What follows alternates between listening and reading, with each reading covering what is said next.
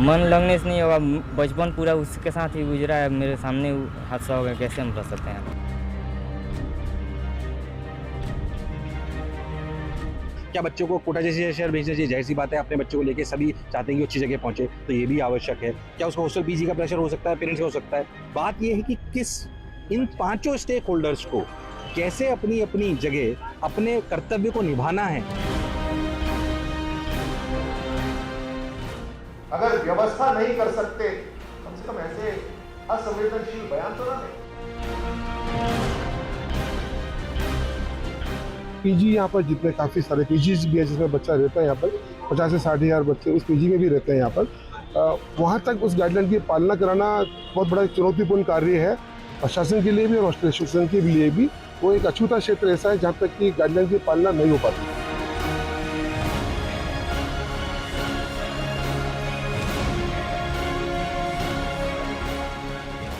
उनको बिना उसकी रुचि और अभिरुचि, उसका इंटरेस्ट और एप्टीट्यूड बिना देखे हुए उनको सब्जेक्ट सिलेक्शन दिला देते हैं पिताजी, पेरेंट्स। तो उसकी वजह से वो आते हैं, उनसे वो उनकी इच्छा नहीं होती, धीरे धीरे वो स्कोप नहीं चल नहीं पाते और स्ट्रेस में आ जाते हैं वो बच्चे। उनकी इच्छा कुछ होती है।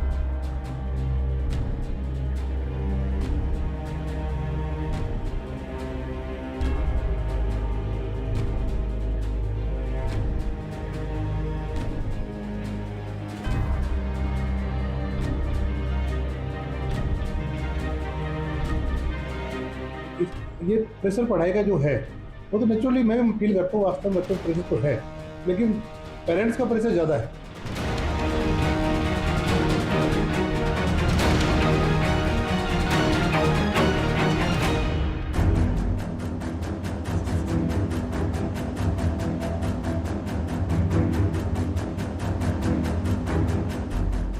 मन लगने से नहीं होगा, बचपन पूरा उसके साथ ही गुजरा है, मेरे सामने हादसा हो गया, कैसे हम रह सकते हैं।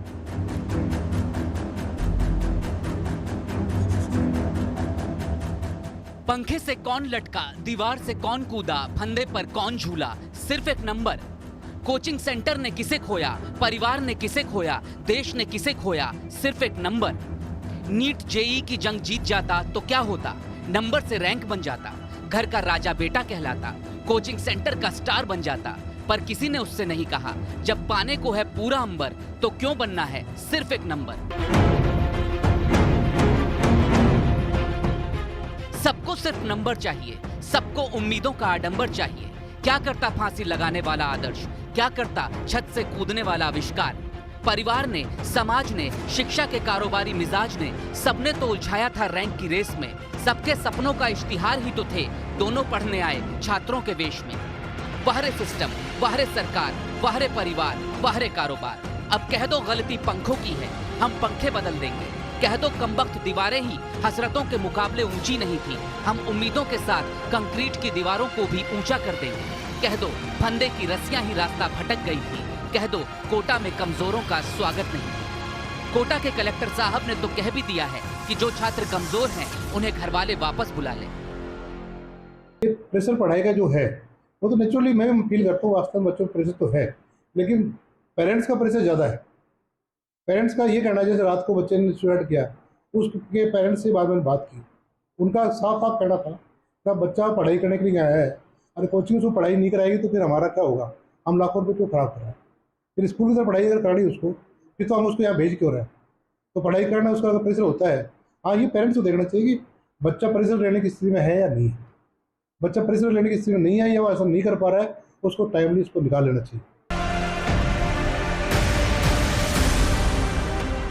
कमजोर छात्र नहीं है, कमजोर सिस्टम है जो चंद नंबर कम पाने वाले छात्रों की छटनी ऐसे करता है जैसे किसी फैक्ट्री की कन्वेयर बेल्ट से खराब प्रोडक्ट्स हटाए जाते हैं। कमजोर छात्र नहीं है, कमजोर है वो सोच जो बच्चों को माँ बाप के अधूरे ख्वाबों को पूरा करने की गारंटी की तरह देखती है। डिफेक्टेड है वो व्यवस्था जिसमें कोचिंग सेंटर्स अच्छी रैंक वाले बच्चों पर तो ओके टेस्टेड का ठप्पा लगाना चाहते हैं, अपना टैग चिपकाना चाहते हैं, लेकिन जो इस चूहा दौड़ में पीछे रह जाते हैं उन्हें नॉट फिट फॉर यूज कहकर पल्ला झाड़ लिया जाता है। बच्चे की काबिलियत को समझा जाए, कोचिंग इंस्टीट्यूट ग्लोरीफाई ना करें कि जो उनसे बच्चे टॉप हैं उनकी फ़ोटोएं लगा लगा के जो बच्चे आते हैं तो उनको लगता है कि अगर उन्होंने टॉप किया ठीक है, नहीं तो उनकी लाइफ वर्थ नहीं है। कोचिंग इंस्टीट्यूट्स को भी अपना पैटर्न बदलना होगा। इसके अलावा सबको ये समझना होगा कि 2 या 3% बच्चों को अल्टीमेटली सीट मिलनी है, तो प्रैक्टिकली बाकी लोगों को मेंटली ये समझना होगा कि और भी ऑप्शंस हैं। डॉक्टर इंजीनियर बनने के अलावा अपना प्लान भी रेडी रखना ज़रूरी है। इसके अलावा ये बहुत ज़रूरी है कि समझें कि अर्लीस्ट साइन पर बच्चों के अंदर, चाहे वो डिप्रेशन के साइन आ रहे हैं, चाहे वो सुसाइडल थॉट्स आ रहे हैं, इमीडिएट साइकेट्रिक इंटरवेंशन देना। पूरे कोटा में बहुत वेल ऑयल्ड एक मेंटल वेलनेस सिस्टम होना चाहिए। ज़रूरत पड़ने पर बच्चों को इमीडिएटली, इंस्टेंटली हेल्प मिलनी चाहिए, चाहे वो काउंसलिंग के रूप में, चाहे वो दवाइयों के रूप में। इसके अलावा पेरेंट्स को भी समझना चाहिए कि अगर बच्चे को उन्होंने ऑप्शन दी है तो उनको ये समझना चाहिए कि बच्चे को ये भी बोले कि उनके लिए बच्चे की अपनी ज़िंदगी और बच्चा प्यारा है, चाहे वो क्लियर करे एग्ज़ाम या ना करे। ये बहुत ज़रूरी है। कोटा में इसी व्यवस्था ने रविवार को 5 घंटे में 2 छात्रों का दम घोटा। नीट की तैयारी कर रहे आदर्श ने कमरे में फांसी लगाकर जान दे दी। उसके किसी परीक्षा में नंबर कम आए थे। उसी दिन महाराष्ट्र के आविष्कार ने भी छत से कूदकर आत्महत्या कर ली। मूल रूप से बिहार के रहने वाले आदर्श के भाई और बहन भी कोटा में मेडिकल की तैयारी कर रहे हैं, लेकिन अब पूरे परिवार का मोह भंग हो गया है। वापस बिहार जाने की तैयारी शुरू कर दी है। तीनों लोग हमेशा के लिए जा रहे हो? हाँ, हमेशा के लिए। तो कौन कौन जा रहे हैं? हम और मेरी बहन जा रहे हैं। वो आपके रियल भाई था? मेरा मामा का लड़का था, कजन। अब आपका भी मन नहीं लग रहा है यहाँ?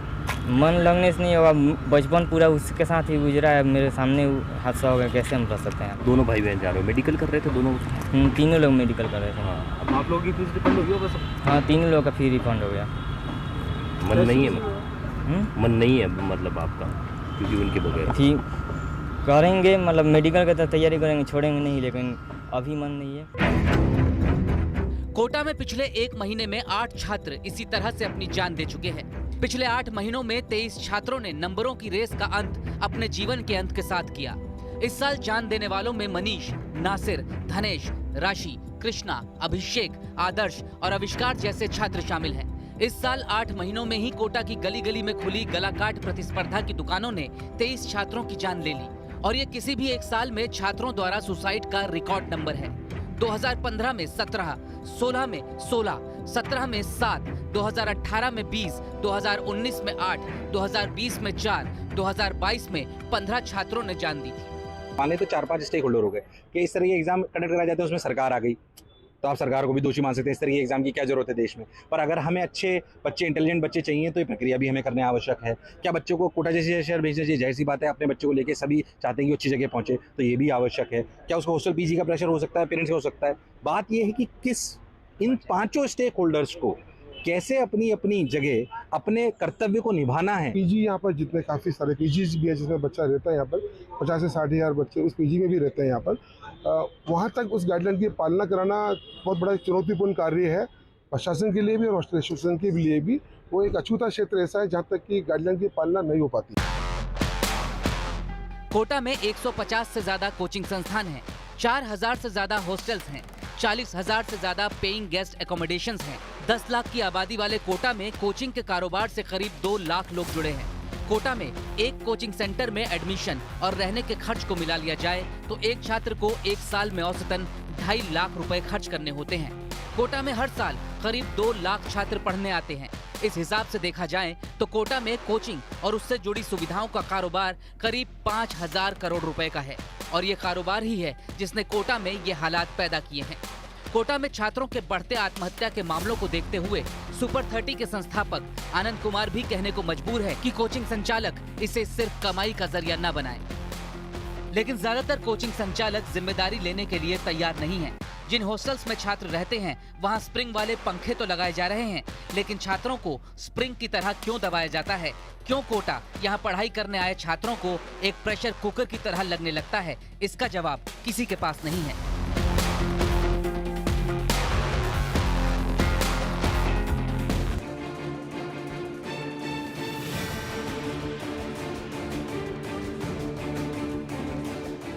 कायदे से कोटा में कोचिंग के लिए आने वाले छात्रों की जिम्मेदारी सिर्फ और सिर्फ कोचिंग संस्थानों की होती है, लेकिन हालात बताते हैं कि कोचिंग संस्थान अपनी जिम्मेदारियों के प्रति ईमानदार नहीं है।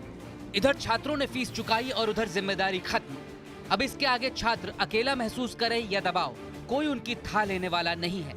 कोटा में एक तो बच्चों को कंपटीशन बहुत ज़्यादा फील होता है, ये भी एक कारण हो सकता है कि वो सुसाइड के करने तक वो पहुंच गए हैं, और बाकी तो फिर वो कोचिंग की तरफ से थोड़ा प्रेशर वो सब रहता है, बाकी तो ठीक है। आप बताएं। में भी एक रीज़न ये हो सकता है कि घर वालों का प्रेशर भी होता है, उसके बाद किसी भी हालत में करने का मतलब मोटिवेशन होता है, पर कंपटीशन भी इतना ज़्यादा है तो बच्चे डर जाते हैं एक मोमेंट पे, इसमें भी एक कारण हो सकता है जी। बहुत सारे रीज़न जैसे इन लोगों ने बताया, पीयर प्रेशर हो गया, फैमिली प्रेशर हो गया, या फिर अपने फ्यूचर से रिलेटेड सारी दिक्कतों को कैसे सामना करना है। इतने सारे कॉम्पिटिशन्स के बीच में लोग मतलब अपने आप को एक खो बैठते हैं, और वो क्या करना है कैसे नहीं करना है सब चीज़ों को उनका ध्यान भटक जाता है, और लाइक एट सम पॉइंट वो लोग कुछ करने को मतलब कर लेते हैं जो नहीं करना चाहिए उन्हें। इसी कोटा में एक मंदिर है, नाम है राधा कृष्ण मंदिर, जहां बच्चे अच्छे नंबरों के साथ परीक्षा पास करने की मन्नत लेकर जाते हैं। दीवारों पर अपनी अपनी प्रार्थनाएं लिखते हैं। कोई कहता है मुझे अच्छे नंबरों से पास करा दो, कोई कहता है कि वो डॉक्टर बनना चाहता है, कोई कहता है कि वो इंजीनियर बनना चाहता है, तो कोई कहता है कि उन बच्चों को हौसला दो जो परीक्षा के दबाव में आकर अपनी जान लेने तक का फैसला ले लेते हैं।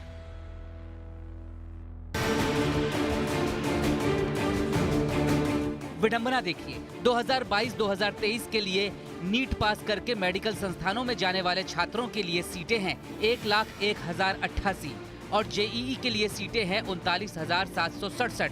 लेकिन कोटा के कोचिंग संस्थानों ने 2025 तक 5 लाख से ज्यादा छात्रों को एनरोल करने का टारगेट सेट किया है। यानी कुछ के सपने पूरे होंगे और बाकियों को सिर्फ सपने बेचे जा रहे हैं। ऐसे में जो छात्र पीछे रह जाते हैं उनमें से कई आत्महत्या की तरफ बढ़ जाते हैं। इन कोचिंग संस्थानों का वर्चस्व इतना है कि सरकार और सिस्टम में बैठे बड़े बड़े लोग भी इनके खिलाफ कार्रवाई तो छोड़िए, बयान तक देने से बचते हैं। जिला प्रशासन ने कुछ साल पहले 13 पॉइंट्स के साथ एक गाइडलाइन जारी की थी, लेकिन ये गाइडलाइंस भी छात्रों को लाइफलाइन खत्म करने से नहीं रोक पा रही। जहाँ भी उल्लंघन पाया जाता है हम लोग उसमें डेफिनेटली इसको नोटिस देते हैं, हमारे आर एस को भेज के हम लोग पालना करते हैं। तो हो सकता है गाइडलाइन पालना में कोई टाइम लग सकता है, 2-4 दिन का डिले हो सकता है, लेकिन अमूमन गाइडलाइंस की पालना कोई हो रही है। और ये प्रेशर पढ़ाई का जो है वो तो नेचुरली मैं फील करता हूँ, वास्तव में बच्चों का प्रेशर तो है, लेकिन पेरेंट्स का प्रेशर ज़्यादा है। हालांकि रविवार को सामने आई आत्महत्या की घटनाओं के बाद सरकार ने सख्ती बरतने और लापरवाही दिखाने वाले संस्थानों के इलाज की बात कही है। एसपी कलेक्टर से कहूंगा, सरकार की तरफ से यह आदेश है, आप मजिस्ट्रेट जाके खुद चेक करो। आप चेक नहीं करोगे तो पूरे राजस्थान में हमारा जो कांग्रेस का संगठन है वो जाके चेक करेंगे। बच्चा कूद कैसे जाए ऊपर से? आप बड़े बड़े झाड़ लगा दो तो बच्चा कूदेगा कैसे? 2 मिनट के लिए गुस्सा आता है। कोचिंग वाले 1 रुपया खर्च नहीं करते कि बच्चों की सेफ्टी के लिए। आपने तो गैर कानूनी सारे कोचिंग बना लिए, इसलिए कोचिंग वालों का इलाज करेंगे। ये कोचिंग वालों को सीएम ने समझाया, जब मुख्यमंत्री के समझाने से नहीं समझ रहे तो कानून के डंडे से समझाएंगे।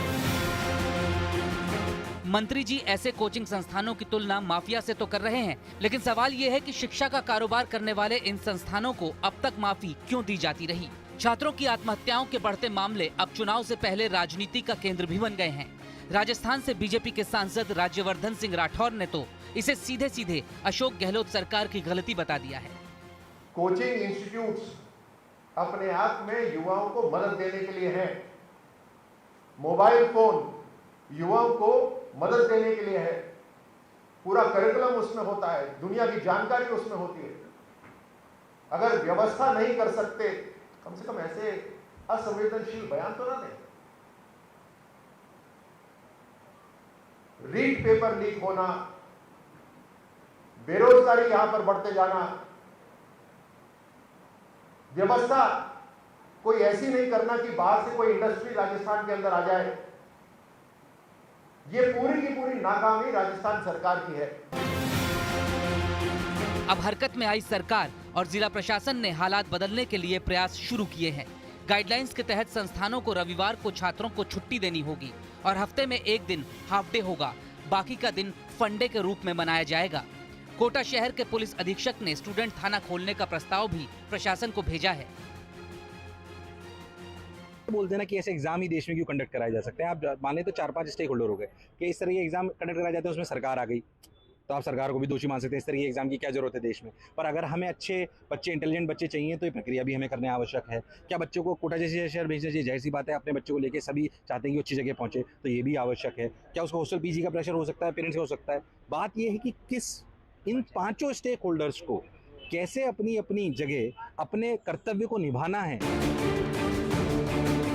लेकिन छात्रों का जीवन बचाने के लिए जो भागदौड़ अब की जा रही है वो पहले क्यों नहीं की गई? और अगर संस्थानों ने पहले ही गाइडलाइंस का पालन नहीं किया तो उनके खिलाफ कार्रवाई क्यों नहीं की गई? आज हमारा सवाल उन माता पिता से भी है जो अपनी उम्मीदों और सपनों का बोझ अपने बच्चों पर लाद देते हैं। क्या बच्चे सिर्फ पेरेंट्स के सपनों का एक्सटेंशन हैं? क्या रिपोर्ट कार्ड में छपे उनके नंबर ही उनका व्यक्तित्व है? क्या यही उनकी आखिरी पहचान है? हमें लगता है इसका जवाब है नहीं, बिल्कुल नहीं। बच्चे पढ़े लिखें और काबिल बने ये हर माँ बाप चाहते हैं, इसमें कोई बुराई भी नहीं। लेकिन इसका मतलब ये बिल्कुल नहीं कि पेरेंट्स, कोचिंग संस्थान और सिस्टम मिलकर बच्चों से उनकी सांसों का कोटा तक छीन ले।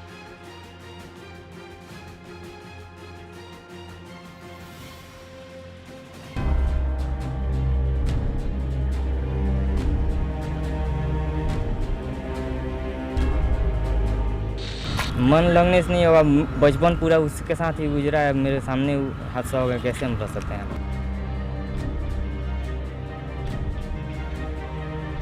क्या बच्चों को कोटा जैसे शहर भेजना चाहिए? जाहिर सी बात है, अपने बच्चों को लेके सभी चाहते हैं कि अच्छी जगह पहुंचे, तो ये भी आवश्यक है। क्या उसको हॉस्टल पीजी का प्रेशर हो सकता है? पेरेंट्स का हो सकता है। बात यह है कि इन पांचों स्टेक होल्डर्स को कैसे अपनी अपनी जगह अपने कर्तव्य को निभाना है। अगर व्यवस्था नहीं कर सकते, कम से कम ऐसे असंवेदनशील बयान तो ना दें। पीजी यहाँ पर जितने काफ़ी सारे पीजीज भी है जिसमें बच्चा रहता है, यहाँ पर 50 से 60 हज़ार बच्चे उस पीजी में भी रहते हैं यहाँ पर। वहाँ तक उस गाइडलाइन की पालना कराना बहुत बड़ा चुनौतीपूर्ण कार्य है, प्रशासन के लिए भी और हॉस्टल एसोसिएशन के लिए भी। वो एक अछूता क्षेत्र ऐसा है जहाँ तक कि गाइडलाइन की पालना नहीं हो पाती।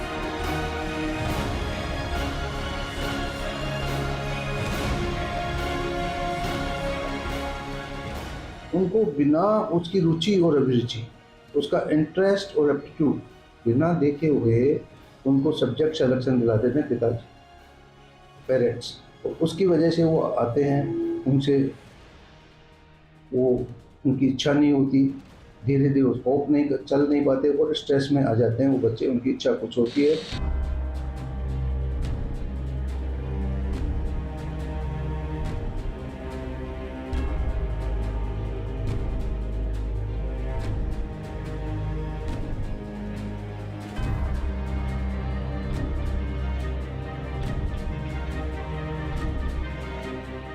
ये प्रेशर पढ़ाई का जो है वो तो नेचुरली मैं फील करता हूँ, वास्तव में बच्चों का प्रेशर तो है, लेकिन पेरेंट्स का प्रेशर ज़्यादा है।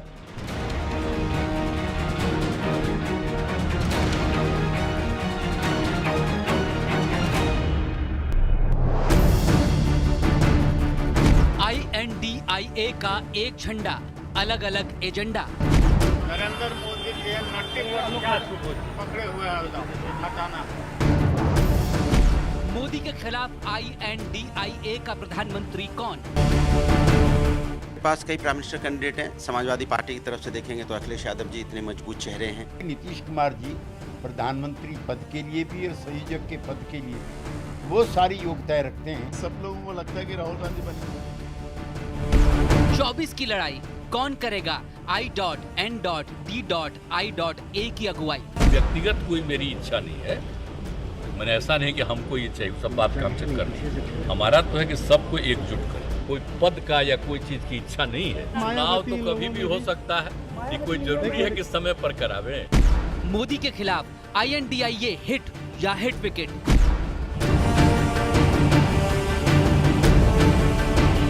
साथ चुनाव लड़ने के लिए तैयार है, तभी तो मीटिंगों में जा रहे हैं। INDIA में जंग है, फिर भी घमंड है। तमाम नेता, तमाम कार्यकर्ता दिल से चाहते हैं कि राहुल गांधी 2024 में देश के प्रधानमंत्री बने। हम इसमें सबसे पिछली सीट पर भी बैठने को तैयार हैं, लेकिन हम चाहते हैं इस देश की भाईचारगी बरकरार रहे और जो इंडिया अलायंस है वो मजबूती से चले।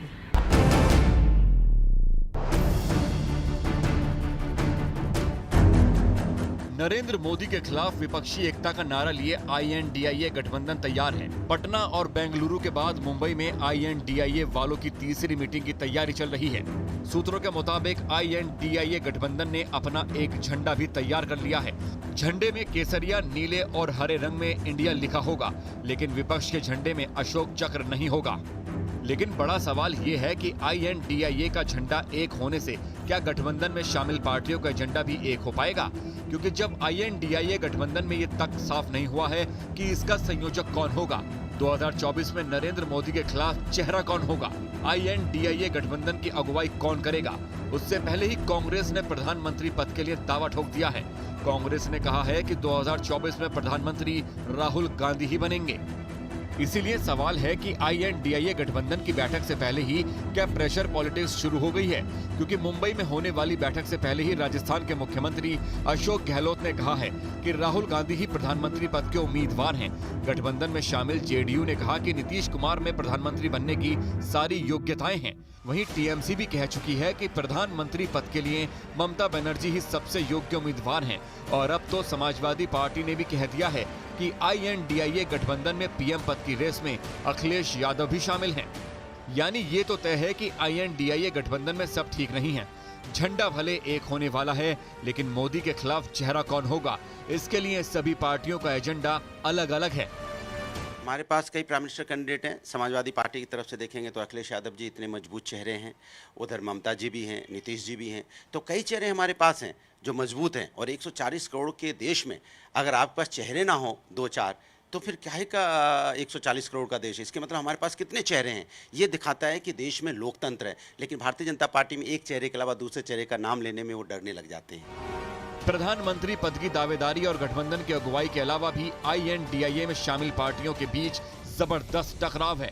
और ये टकराव मुंबई में INDIA गठबंधन की तीसरी बैठक से पहले आम आदमी पार्टी के बयान से सामने आया है। आम आदमी पार्टी ने ऐलान किया है कि वो आने वाले वक्त में बिहार विधानसभा चुनाव लड़ेगी। सूत्रों के मुताबिक आपके इस बयान से बिहार सरकार चला रही JDU और RJD के कई नेता नाराज हैं। इससे पहले कांग्रेस पंजाब में आम आदमी पार्टी से किसी भी तरह के गठबंधन से इनकार कर चुकी है। राजस्थान विधानसभा चुनाव के लिए आम आदमी पार्टी ने INDIA से पूछे बिना 26 कैंडिडेट उतार दिए हैं। बंगाल में कांग्रेस पंचायत चुनाव के लिए TMC पर हिंसा कराने का आरोप लगा चुकी है। और INDIA गठबंधन में शामिल CPIM ने बंगाल में ममता बनर्जी से गठबंधन करने से इनकार कर दिया है। INDIA गठबंधन में जारी इस घमासान के बीच कांग्रेस ने दावा किया है कि आम आदमी पार्टी गठबंधन से निकलने के बहाने ढूंढ रही है। चीन के अंदर लड़ने का कोई योजना मुझे तो नहीं लगता ऐसी कोई बात है, मुझे तो, क्योंकि फिर तो विलय हो जाएगा ना। फिर क्योंकि जब आप देखिए जो एंटी डिफेक्शन लॉ है उसके अंदर जिस सिंबल से आप चुन के आते हैं आप फिर उस पार्टी के सदस्य बन जाएंगे। तो वो मुझे नहीं लगता ऐसी कोई भी बातचीत हो रही है। INDIA गठबंधन के लिए तीसरी सबसे बड़ी कंफ्यूजन है शरद पवार। जब से NCP में टूट के बाद अजीत पवार BJP से मिल चुके हैं, तब से INDIA गठबंधन भारी कंफ्यूजन में है कि शरद पवार किस ओर हैं। पवार कभी INDIA गठबंधन को मोदी के खिलाफ होने का भरोसा देते हैं, कभी इंडिया वालों का भरोसा ये कहकर तोड़ देते हैं कि उनकी पार्टी टूटी नहीं है और अजीत पवार उनकी ही पार्टी के नेता हैं। इसीलिए हो सकता है कि मुंबई में गठबंधन की तीसरी बैठक में इस बात को लेकर सफाई भी मांग ली जाए। सूत्रों के मुताबिक उद्धव गुट और महाराष्ट्र कांग्रेस ने जता भी दिया है कि शरद पवार की वजह से जो भ्रम की स्थिति पैदा हुई है वो मुंबई की बैठक से पहले दूर होनी चाहिए। लेकिन ऊपर से दिखाया ये जा रहा है कि गठबंधन में सब चंगा है। जहाँ ये इंडिया की बैठक होने वाली है वहाँ उद्धव ठाकरे साहब, शरद पवार साहब, नाना पटोले जी, अशोक राव चौहान कांग्रेस के नेता और भी सभी दल के नेता आएंगे और कल आपके साथ डायलॉग होगा और उसमें ये सब जो आपके सवाल है उसका जवाब मिलेगा। INDIA गठबंधन में चौथा बड़ा झगड़ा है संयोजक पद को लेकर। पहले उम्मीद थी कि नीतीश संयोजक हो सकते हैं, लेकिन नीतीश के सहयोगी लालू ने यह कहकर नीतीश के सपनों पर पानी फेर दिया कि गठबंधन में कई संयोजक हो सकते हैं। इसके बाद नीतीश ने खुद कहा कि उन्हें कोई पद नहीं चाहिए। व्यक्तिगत कोई मेरी इच्छा नहीं है, मैंने ऐसा नहीं कि हमको ये चाहिए, सब बात काम चेक करनी। हमारा तो है कि सबको एकजुट करें। कोई पद का या कोई चीज की इच्छा नहीं है। चुनाव तो कभी भी हो सकता है, ये कोई जरूरी है कि समय पर करावे। नीतीश के नो के बाद अब चर्चा है कि कांग्रेस अध्यक्ष मल्लिकार्जुन खड़गे INDIA गठबंधन के संयोजक हो सकते हैं। इसके अलावा मुंबई में गठबंधन की मीटिंग में तय होना है कि पार्टियों में सीटों का बंटवारा कैसे होगा, INDIA का चेहरा कौन होगा और राज्यों में एक दूसरे के खिलाफ लड़ने वाली पार्टियां 2024 में एक दूसरे का साथ कैसे देंगी। सूत्रों के मुताबिक मुंबई में होने वाली गठबंधन की तीसरी बैठक में एक झंडे का प्रस्ताव रखा जा सकता है। देश की 450 लोकसभा सीटों पर बीजेपी के खिलाफ हर सीट पर एक संयुक्त उम्मीदवार उतारने पर विचार हो सकता है। सितंबर से इंडिया गठबंधन की साझा रैलियां शुरू करने पर सहमति बन सकती है।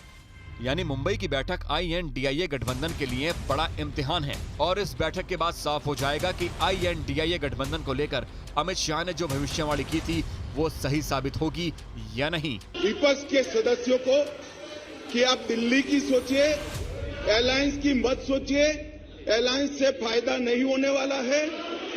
एलायंस होने के बाद भी पूर्ण बहुमत से नरेंद्र मोदी प्रधानमंत्री बनने वाले